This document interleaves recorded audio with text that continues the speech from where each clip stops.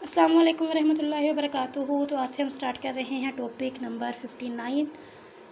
Hope so कि आप लोग खैरियत से होंगे। तो टॉपिक नंबर 59 है आज हमारे पास। हमने टॉपिक नंबर 58 तक लास्ट वीडियो में कवर कर लिए थे। आज हम टॉपिक नंबर 59 करेंगे। तो इंशाल्लाह मैंने आपको बताया था कि जितने भी लेंथी थ्योरम्स हैं आप उसको मेरी गारंटी के साथ स्किप कर सकते हैं, जितने भी ज़्यादा लेंथी थ्योरम्स हैं, ठीक है। थ्योरम्स की स्टेटमेंट को अच्छे से पढ़ के जाने में एंड अगेन आपको बता रही हूँ, हैंडआउट्स हैं आप लोगों के पास, उसको अच्छे से, तो थ्योरम्स की स्टेटमेंट है, अच्छे से उसको अगेन एंड अगेन उसमें देखें है क्या, उसको पढ़ के जाएं, ठीक है, कि उसमें से कोई एमसीक्यूज़ बने तो वो आपका मिस ना हो। देखिए ये थ्योरेटिकल सब्जेक्ट है, यहाँ पे कोई इस मैथमेटिकल सब्जेक्ट तो है नहीं स्टेप जो आपके पेपर में आएगा तो आप कंफ्यूज हो जाएंगे। तो जितने भी एमसीक्यूज़ हैं वो थ्योरम की स्टेटमेंट से बनेंगे, और या इसकी कोई अगर आपके पास फाइल है तो फाइल से आप लोग इसके एमसीक्यूज़ अच्छे से प्रिपेयर करके जाएँ, तो इसके एमसीक्यूज़ आपका डिडक्ट नहीं होना चाहिए वहाँ से कोई भी नंबर। फिर आ जाएँ सब्जेक्टिव पे। सब्जेक्टिव जो मैं आपको करवा रही हूँ इंशाल्लाह मुझे उम्मीद है कि मेरे ज़्यादा से ज़्यादा आपका 1-2 हो सकता है आगे पीछे, लेकिन बाकी मुझे उम्मीद है कि सब्जेक्टिव वहीं से आएगा जो मैं आपको करवा रही हूँ। तो उनको आपने अच्छे से करके जाना है, अगेन एंड अगेन उसकी प्रैक्टिस करनी है, कम करना है पर अच्छा करना है, ठीक है। तो टॉपिक नंबर 59 है आपके पास। Let e की power n approaches to infinity beyond increasing sequence of measurable set, then m का स्टार लेप्सिक मैयर union n approaches to infinity en is, मैंने आपको बताया था कि m के ऊपर स्टार हो और m ये दोनों इक्वल होते हैं, ठीक है। ये आपने बात याद रखनी है, ये होता है लेप्सिक मैयर और ये होता है वैसे मैयर, तो ये ना एक दूसरे के इक्वल होते हैं। You an approach 1 to infinity en ये किसके इक्वल है कि आप इस यूनियन की जगह लिमिट लिख दें और m को अंदर मल्टीप्लाई कर दें, ठीक है। मतलब यहाँ पे ये देखें ना, ये ब्रैकेट के बाहर है, यहाँ पे क्या ब्रैकेट के लिमिट के बाद है एम स्टार ई की एन, आपने इस यूनियन किस में चेंज कर दिया, लिमिट में चेंज कर दिया। तो इसमें एक ख़ास बात आपको बताने वाली वो है इंक्रीजिंग सीक्वेंस के बारे में। इंक्रीजिंग सीक्वेंस किसको कहते हैं, आप डायरेक्ट इस यहाँ से भी स्टार्ट कर सकते हैं। इंक्रीजिंग सीक्वेंस होता है E1 सबसेट है E2 का, सबसेट है E3 का, मतलब कि ये इंक्रीजिंग है, जो नेक्स्ट वाला नंबर है वो पीछे वाले का सबसेट है। जैसा कि 1 सबसेट है 2 का, 2 सबसेट है 3 का, 3 सबसेट है 4 का, अप टू सो ऑन। अब ये क्या है, इंक्रीजिंग सीक्वेंस है, तो ये क्या है, मेजरेबल सेट है। इंक्रीजिंग उन्होंने क्या बोला, इंक्रीजिंग सीक्वेंस क्या है, मेजरेबल सेट है, तो यहाँ पे हमने इंक्रीजिंग सीक्वेंस को लिख लिया। फिर उसके बाद आप लोगों ने क्या करना है, वी नो डेट। अब आपने F1 को E1 के इक्वल रख देना है, F2 किसके इक्वल होगा, E2 माइनस E1 के, F3 किसके इक्वल होगा, E3 माइनस E2 के, मतलब ये वाला फार्मूला होता है। Fn किसके इक्वल होता है, En माइनस En माइनस 1। अगर यहाँ पे 1 है तो यहाँ पे E1 ही आएगा, इसका माइनस कहीं से नहीं करेंगे। F2 होगा तो यहाँ पे E2 माइनस n माइनस 1 है तो यहाँ पे 1 माइनस 1 ही 1 हो जाएगा, E2 माइनस E1। F3 किसके इक्वल होता है, E3 माइनस E2 के, ठीक है। E2 minus E1, E3 minus E2 etc। तो ये सारा क्या है, मेजरेबल सेट है। अब आपने देखना यहाँ पे इस क्वेश्चन की स्टेटमेंट को देख लिया करें कि जो क्या हमने प्रूफ क्या करना है। तो हमने ये प्रूफ करना है तो हम इसको इसी फॉर्म में बना के लिख लेते हैं। हम यूनियन लगाएंगे एफ़ के, ये है फाइनाइट के लिए, ठीक है। जब पावर n होती है तो वो होता है फाइनाइट के लिए, और जब पावर इन्फिनिटी होती है वो होता है इनफाइनाइट के लिए, ठीक है। तो आप इन दोनों के लिए इस फार्मूले को लिख लें, I is equal to 1 to n F K, I approaches to 1 to n E K, मतलब एफ़ के और ई के एक दूसरे के इक्वल हैं। जब इन्फिनिटी के लिए लिखेंगे, अनकाउंटेबल के लिए, तब भी आप ये वाला फार्मूला लिख लेंगे। अब क्या करना है, आप लोगों ने क्या करना है, मैयर लेना है। तो आप यहाँ पे यहाँ के इनका मैयर लें दोनों साइड पे। मैंने आपको बताया था m स्टार m के इक्वल होता है। अब आप ये यूनियन ही लिखा है, m क्या, m iota is equal to 1 to infinity f k. अब मैंने आपको बताया था कि आपने इसकी जगह क्या लिख देना है, लिमिट m ई के, लिमिट m f के। तो आप इसको यहाँ पे ऐसे लिख सकती हैं। ये जो ऐसा प्रूफ होता है ना, यहाँ पे आप बस देख लिया करें कि हमने प्रूफ क्या करना है, उसको देख के 2-3 स्टेप किए और लास्ट में इसको लिख के आपने लिख दिया हैंड्स प्रूफ। ये थ्योरेटिकल सब्जेक्ट मोस्टली ऐसे ही होती हैं, लेकिन यहाँ से अब आप देखें, सबसे पहले आपने ये वाला स्टेप लिखना है, ठीक है। ये वाला स्टेप लिखा, उसके बाद आपने इन दोनों का मैयर लिया। मैयर मैंने आपको बताया था ये इक्वल होता है। फिर आपने ये बताना है कि ये डिसजॉइंट मैयरेबल है।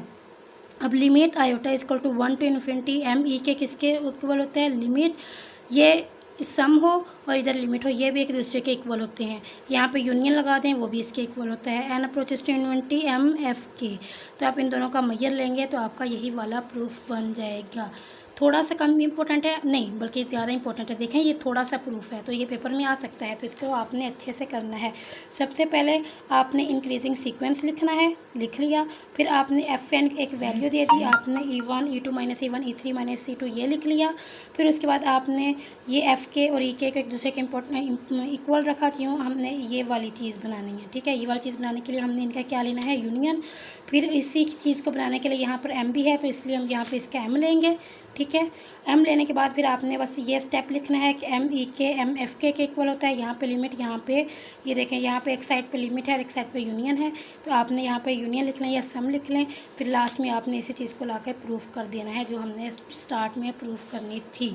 इंक्रीजिंग सीक्वेंस लिखना है, फिर ये वाला फार्मूला लगाना है, फिर इनके साथ M लगाना है, फिर एंड में लिख देना है हेंस प्रूफ। आप इतना सा भी कर देंगे, आपको फुल मार्क्स मिल जाएंगे।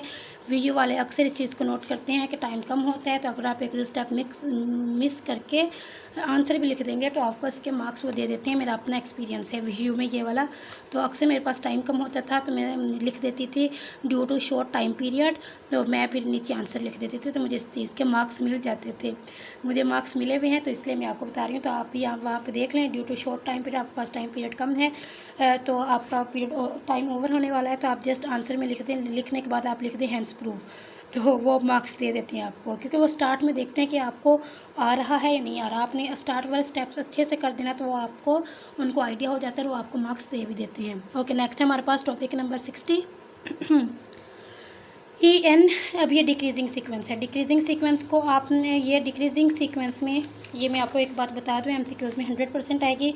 इंक्रीजिंग सीक्वेंस में यहाँ यूनियन होगा, डिक्रीजिंग सीक्वेंस में यहाँ पे इंटरसेक्शन होगा, तो आपने कंफ्यूज नहीं होना। M स्टार इंटरसेक्शन M के equal intersection n process 1 to infinity EN, और यहाँ पे लिमिट बाहर आ जाएगी, M इसके साथ मल्टीप्लाई हो जाएगा। तो ये डिक्रीजिंग सीक्वेंस में इंटरसेक्शन, इंक्रीजिंग सीक्वेंस में यूनियन, MCQs में आएगा, कंफ्यूज नहीं होना। इंक्रीजिंग सीक्वेंस को ये तो 100% आप मुझसे लिखवा लें, आप मुझसे शर्त लगवा लें कि यहाँ के MCQs में आए पड़े हैं आ चुका है ये आपके पेपर में, ठीक है। ये आप मुझसे शर्त भी लगा सकते हैं। तो इंक्रीजिंग सीक्वेंस को कैसे लिखना है? E1 सबसेट है E2 का, सबसेट है E3 का, plus on decreasing sequence E1, ये देखें, अब E2 सबसेट है E1 का, E3 सबसेट है E2 का, ये डिक्रीजिंग सीक्वेंस है, तो ये आपके पेपर में मस्ट है। ये भी आ सकता है कि आप डिक्रीजिंग सीक्वेंस में इंटरसेक्शन और इंक्रीजिंग में यूनियन का साइन यूज़ करते हैं। नेक्स्ट आपके पास ये है बोरल सेट। बोरल सेट किसको कहते हैं? बहुत ज़्यादा इंपॉर्टेंट डेफिनेशन है ये, बहुत ज़्यादा इंपॉर्टेंट, ठीक है। बोरल सेट किसको कहते हैं? सेट E इस कार, ये उन्होंने स्टार्ट में क्या लिखा है? G sigma and F sigma G delta. ये हमने याद है, हमने आई थिंक सेकंड वीडियो थी MTS 644 की, और लेक्चर नंबर था 50, टॉपिक नंबर 56 था, 46 था, ऐसा ही कोई टॉपिक था जिसमें हमने पढ़ा था कि इंटरसेक्शन, जब हमने इंटरसेक्शन, मैं खुद वो स्टेटमेंट भूल गई हूँ, मैं यहाँ पे आपको ये देखें, हमने पढ़ा था countable intersection of open set and countable union of close set. इसको कैसे लिखते हैं आप लोग? इस फॉर्म में, ठीक है। यूनियन होता है F सिग्मा में और इंटरसेक्शन किस में होता है? G डेल्टा में। तो यहाँ पे मैंने यही स्टार्ट में लिखा, ये, ठीक है। G सेगमा इंटरसेक्शन यूनियन, मतलब कि G सेगमा किसके इक्वल है? इंटरसेक्शन के, और ये union of close set open set. अब ये इसको कहते हैं बोरल सेट। बोरल सेट किसको कहते हैं? A set is called Borel set, it can be express as countable union या काउंटेबल इंटरसेक्शन ऑफ ओपन और क्लोज सेट। जो भी एक ओपन और क्लोज सेट होगा उनका काउंटेबल इंटरसेक्शन या काउंटेबल यूनियन होगा, उसको हम लोग कहेंगे बोरल सेट। तो हमने इसको उस वीडियो में लिखा भी था, x-1/n x+1/n। यहाँ पे आप इंटरसेक्शन लगा दें या आप यहाँ पे यूनियन लगा दें, काउंटेबल यूनियन भी काउंटेबल इंटरसेक्शन भी, ये दोनों क्या होते हैं? बोरल सेट होते हैं। 100% बहुत इंपॉर्टेंट डेफिनेशन है ये, बहुत ज़्यादा इंपॉर्टेंट, अच्छे से करके जाना है।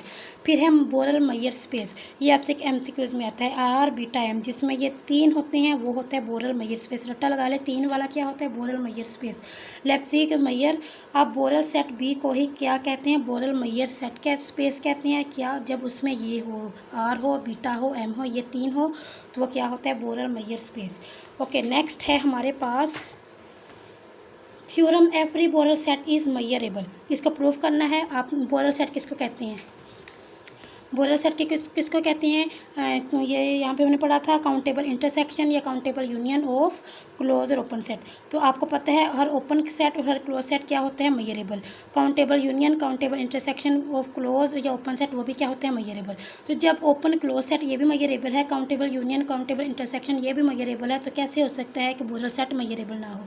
तो बोरल सेट भी मेजरेबल होगा, क्योंकि बोरल सेट कहते ही countable intersection countable union of close और ओपन सेट को है। तो जब वही मैयर हैं तो ये बोरल सेट भी क्या होगा? मेजरेबल होगा। वेरी इंपॉर्टेंट, इसको भी अच्छे से करके जाना है, ये शॉर्ट में आ सकता है। टॉपिक नंबर 63 में आपका MCQs है काउंटेबल सेट और बोरल सेट विद ज़ीरो मैयर। जो बोरल सेट होते हैं काउंटेबल और बोरल सेट क्या होते हैं? ज़ीरो। उनके क्या होते हैं? मैयर क्या होती है? ज़ीरो। ठीक है, काउंटेबल बोरल सेट का जो काउंटेबल होता है उसकी मैयर क्या होती है? ज़ीरो। तो आपने ज़ीरो पे टिक लगाना है। फिर आपने देखना है फाइनाइट सेट, इनफाइनाइट सेट क्या होते हैं? फाइनाइट होते हैं, देखें जो एंड हो जाते हैं, ये एंड तक एंड हो गया, इसको आपने इस फॉर्म में लिखना है, फिर आपने इसको मैयर की फॉर्म में लिख लिया। ठीक है, यहाँ इनफाइनाइट सेट में सिर्फ इतना सा चेंज है कि यहाँ पे अप टू सो ऑन, बाकी यहाँ पे ये सेम है, आई एट टू इक्वल टू 1 2, यहाँ पे इन्फिनिटी आएगा क्योंकि ये कंटिन्यू है। एक्स आई इसके इस फॉर्म में लिख सकते हैं। फिर आपने क्या करना है, इन दोनों साइड पे मैयर ले लेना है, M union iota equal to 1 to infinity X I. फिर मैंने आपको बताया था कि आप इस यूनियन की जगह आप ये लिमिट या सम को स्टार्ट में ले आएंगे और ये एम किसके साथ? इसके साथ मल्टीप्लाई हो जाएगा। यहाँ पर भी देखें, पहले हमने एम लिया, मैयर लिया इसका, फिर मैयर अंदर मल्टीप्लाई हो गया और ये क्या आ गया? बाहर। याद इतना रखना है फाइनाइट सेट में यहाँ एन होता है, याद रखना है। अक्सर बच्चे कन्फ्यूज जाते हैं, नहीं नोट करते, गलती से फाइनाइट सेट में भी इन्फिनिटी वाला लगा देते हैं। ये तो हर बच्चे को पता है, इनफाइनाइट का ये साइन होता है और एन का ये। तो यहाँ पर ये एन वाला होगा तो वह फाइनाइट सेट का होगा, जहाँ पर ये इन्फिनिटी वाला होगा तो ये इनफाइनाइट सेट होगा। इनफाइनाइट सेट ये होते हैं और ये वाले इसको ऐसे शो करते हैं, iota equal 1 to infinity X I, iota equal to 1 to N X I. ठीक है, हम यहाँ पे एक्स एक्स लिख रहे हैं। ठीक है, ये आपके MCQs के लिए इंपॉर्टेंट है। फिर है सम ऑफ मॉड्यूल 1। अब यहाँ आपके पास एक इंटरवल है 0 to 1, MCQs के लिए इंपॉर्टेंट है। जस्ट इतनी सी ही स्टेटमेंट है, आपके हैंडआउट्स में भी प्रूफ इसका नहीं है। x प्लस वाई, इसका आंसर कब आएगा? जब x plus y less than 1 होगा। बहुत इंपॉर्टेंट है ये भी, बहुत ज़्यादा MCQs के लिए बता रही हूँ कि ये बहुत यानी पक्का इसकी अभी शर्त लगा लें और एक इसकी शर्त लगा सकते हैं आप लोग मुझसे कि ये पेपर में आपके मस्ट आया पड़ा है। ठीक है, तो x प्लस वाई ये आंसर कब आएगा? जब x plus y less than 1 होगा। और ये आंसर कब आएगा? x प्लस वाई माइनस 1 ये कब आएगा? जब x प्लस 1 इक्वल टू और ग्रेटर देन 1 होगा। तो ये वाला आपने किए, कंडीशन याद रखनी है और यहाँ पे ये आंसर याद रखना है। तो वो आपसे क्या पूछेंगे, अगर ये कंडीशन हो तो क्या आंसर होगा? आपने ये वाला टिक लगाना है, और अगर ये कंडीशन हो greater than equal to 1 x plus y की, तो ये इसका ये वाला आंसर होगा। या वो ये पूछ सकते हैं, आपने इस पर टिक लगाना है, ये पूछ सकते हैं तो आपने इस पर टिक लगाना है। ठीक है, x प्लस वाई आंसर कब आता है? जब x plus y less than 1 हो। x प्लस वाई माइनस 1 कब आता है? जब x plus y is greater than 1 हो। तो जी नेक्स्ट वीडियो में हम लोग स्टार्ट करेंगे टॉपिक नंबर 66। आज के लिए बस इतना ही काफ़ी है। मेरे चैनल को लाजमी सब्सक्राइब कीजिएगा, आपसे रिक्वेस्ट है, और कमेंट बॉक्स में लाजमी मुझे मोटिवेट कीजिएगा। अगर आपको कोई इशू है आप कमेंट बॉक्स में पूछ सकते हैं, किसी क्वेश्चन की समझ नहीं आई या कोई और इशू है किसी और सब्जेक्ट से रिलेटेड भी, तो इंशाल्लाह आपको फुल गाइडलाइन मिलेगी। बस आपसे रिक्वेस्ट इतनी है, आपने सब्सक्राइब करना है, आपने लाइक करना है, कमेंट करना है और इसके लिंक को नेक्स्ट आगे शेयर करना है। थैंक यू, अल्लाह हाफिज़, जज़ाकल्लाह।